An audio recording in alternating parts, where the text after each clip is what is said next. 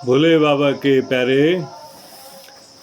हे प्रिया, हाम्रा मुलुकवासीहरू त आफ्नै मुलुकलाई बुझ्नै नसक्ने पो भएका छन्। अर्काका पिछलग्गु भएर परचक्रीहरूलाई हालिमुहाली गर्न पो दिइरहेका छन्।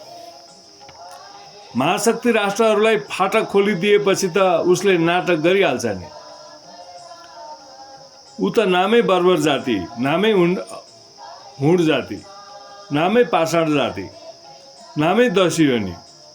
जतिखेर जे पनि पल्टिन्छ तब तिमीले कसरी सुल्टाउँछौ त अब आफ्नो मुलुकमा?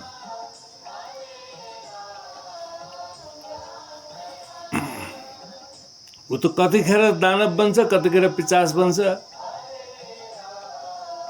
कतिखेर दैत्य बन्छ, अर्कोको चैत्य भत्काउँछ। अब त आफ्नै चैत्य भत्काउन थालेछ। हाम्रा मुलुकवासीहरू त दसी योनितिरै धसिएका छन्, उतै जान पो कसिरहेका छन्। नासिनी बेलामा नाभिदेखि नै कुहिएर आउँछ भन्ने उखान नै चरितार्थ गर्न लागिरहेका छन् पो त। सडेको बुद्धि लिएर यी अब अगाडि बढ्नै सक्दैन, नसक्ने अवस्थामा पुगेका छन्। वीर साहसी योद्धा पौरखी पुर्खाका सहोदर सन्ततिहरू लाछी पामर नपुग्सक पो ठहरिरहेका छन्। बर्बादीतिरै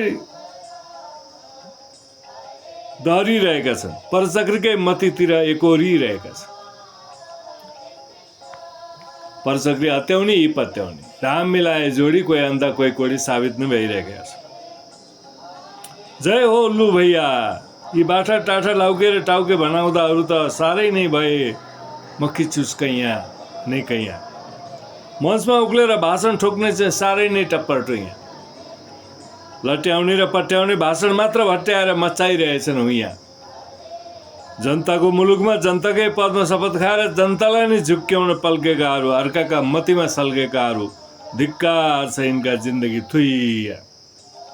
बुद्धि सोरे आन कुइया। हे देव शिव हरे, उसरठमा आफ्नै मुलुकमा यो कस्तो कस्तो दुर्दशा र घोर अनर्थ मात्र देख्दै जानु पर्यो। अहिले घोर अमानवीय कुकृत्य, कुरीति, कुप्रथा र घोर ज्यादती मात्र फैलाइरहेछन् जहिले। सापेक्ष र निरपेक्षको मात्र नारा घन्काउन चाहिँ अघि सारेका छन् यिनले बडे मानको ठुलै घैले। आफ्नो राष्ट्र एक धर्म सहिष्णु जनतन्त्रात्म हिन्दू अधिराज्य हो भनेर अडिग हुन्छन् यी अब कहिले। मुलुकभरि सरिएर बसेका जनताको जीवन चाहिँ यहाँ सधैँ नै मैले थैले।